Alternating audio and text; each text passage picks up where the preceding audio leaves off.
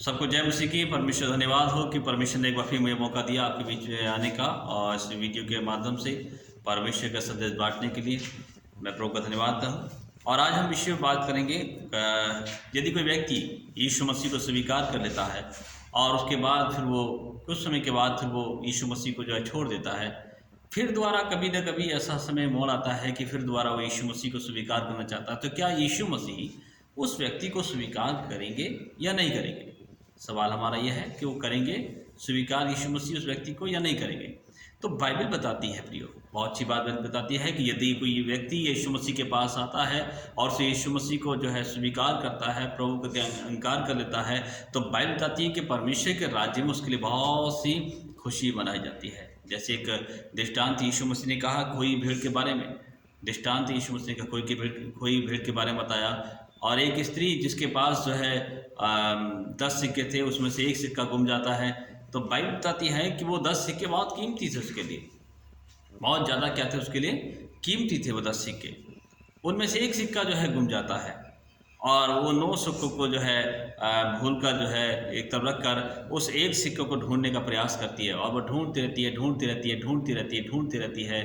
फिर जब सिक्का मिल जाता है तो बड़ी खुशी मनाती है और कहती है आओ मेरे पास आओ, अपनी सहेली बुला कर आती है, मेरे पास आओ, देखो, चिल्लाती है, खुशी मनाती है, देखो एक सिक्का जो मेरे पास गुम गया था मेरे पास से, और वो सिक्का मुझे मिल गया है, और अपने सहेलियों के साथ जो है बड़े आनंद मनाती है उस सिक्के को प्राप्त करके।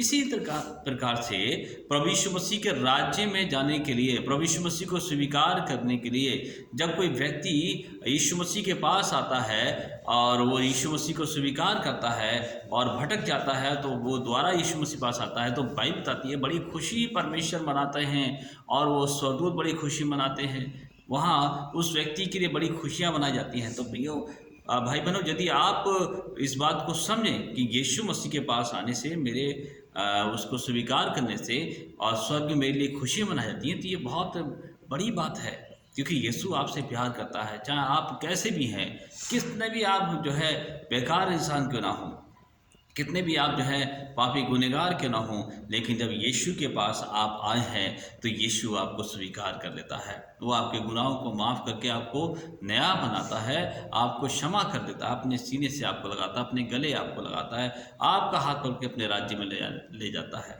हालेलुया। इसलिए मैं एक अध्याय में से एक वचन छोटा पढ़ना चाहता हूँ आपके बीच में।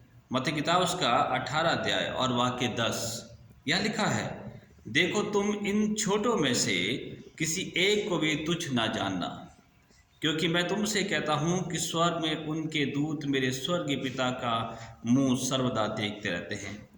क्या तुम सोचते हो यदि किसी मनुष्य के पास 100 भेड़ें हों और उनमें से एक भटक जाए, तो क्या वह 99 को पहाड़ पर छोड़कर उस एक को ढूंढने ना जाएगा